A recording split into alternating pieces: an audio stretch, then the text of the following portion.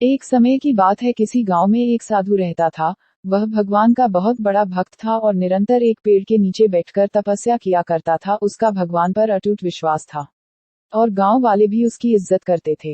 एक बार गांव में बहुत भीषण बाढ़ आ गई। चारों तरफ पानी ही पानी दिखाई देने लगा। सभी लोग अपनी जान बचाने के लिए ऊंचे स्थानों की तरफ बढ़ने लगे। जब लोगों ने देखा कि साधु महाराज अभी भी पेड़ के नीचे बैठे भगवान का नाम जप रहे हैं, तो उन्हें यह जगह छोड़ने की सलाह दी।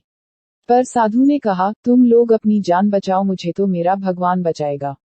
धीरे धीरे पानी का स्तर बढ़ता गया और पानी साधु के कमर तक आ पहुंचा। इतने में वहां से एक नाव गुजरी। मल्लाह ने कहा, हे साधु महाराज, आप इस नाव पर सवार हो जाए, मैं आपको सुरक्षित स्थान तक पहुंचा दूंगा। साधु ने उत्तर दिया, नहीं, मुझे तुम्हारी मदद की आवश्यकता नहीं है, मुझे तो मेरा भगवान बचाएगा। नाव वाला चुपचाप वहां से चला गया। कुछ देर बाद बाढ़ और प्रचंड हो गई। साधु ने पेड़ पर चढ़ना ही उचित समझा और वहां बैठकर ईश्वर को याद करने लगा। तभी अचानक उन्हें गड़गड़ाहट की आवाज सुनाई दी। एक हेलीकॉप्टर उनकी मदद के लिए आ पहुंचा।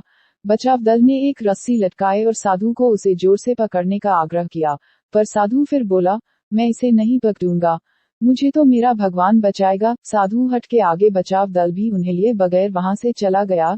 कुछ ही देर में पेड़ बाढ़ की धारा में बह गया और साधु की मृत्यु हो गई। मरने के बाद साधु महाराज स्वर्ग पहुंचे और भगवान से बोले, हे प्रभु, मैंने तुम्हारी पूरी लगन के साथ आराधना की, तपस्या की, पर जब मैं पानी में डूबकर मर रहा था तब तुम मुझे बचाने क्यों नहीं आए? ऐसा क्यों प्रभु? भगवान बोले, हे साधु महात्मा, मैं तुम्हारी रक्षा करने एक नहीं बल्कि 3 बार आया।